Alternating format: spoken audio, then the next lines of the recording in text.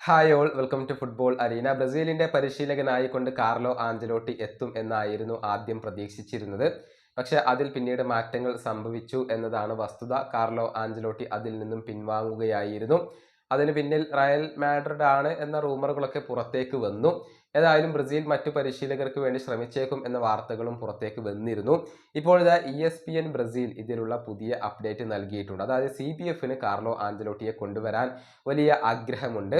അവർ ശ്രമങ്ങൾ ഉപേക്ഷിച്ചിട്ടില്ല, വീണ്ടും ശ്രമിക്കും എന്നാണ് റിപ്പോർട്ടുകൾ ചൂണ്ടിക്കാണിക്കുന്നത്. അതായത് കാർലോ ആഞ്ചലോട്ടി ബ്രസീലിലേക്ക് എത്താനുള്ള സാധ്യതകളെ നമുക്ക് പൂർണ്ണമായും തള്ളിക്കളയാനായിട്ടില്ല എന്നാണ് ESPN ബ്രസീൽ റിപ്പോർട്ട് ചെയ്തിട്ടുള്ളത്. അതായത് മെയ് 11 റയൽ മാഡ്രിഡും FC ബാഴ്സലോണയും തമ്മിൽ എൽ ക്ലാസിക്കോ കളിക്കുന്നുണ്ട്. അതിനുശേഷം ആഞ്ചലോട്ടിയുമായി ഇനിയും ചർച്ചകൾ നടത്താനാണ് ഇപ്പോൾ ബ്രസീൽ തീരുമാനിച്ചിട്ടുള്ളത്. നമുക്കറിയാം, നേരത്തെ ചർച്ചകൾ നടന്നിരുന്നു, വെർബൽ അഗ്രിമെന്റിൽ വരെ എത്തിയിരുന്നു. പക്ഷേ ഇക്കാര്യത്തിൽ റയൽ മാഡ്രിഡ് വലിയ ദേഷ്യം പ്രകടിപ്പിച്ചു. ഇതോടുകൂടി കാർലോ ആഞ്ചലോട്ടി അതിൽ നിന്നും പിൻവാങ്ങുകയായിരുന്നു. ഏതായാലും വീണ്ടും ആഞ്ചലോട്ടിയെ കൺവിൻസ് ചെയ്യിക്കാനുള്ള ശ്രമങ്ങൾ നടത്താൻ CBF ഇപ്പോഴും തീരുമാനിച്ചു കഴിഞ്ഞിട്ടുണ്ട്. ഈ വീഡിയോ അവസാനിപ്പിക്കുന്നു. അടുത്തൊരു വീണ്ടും കാണാം.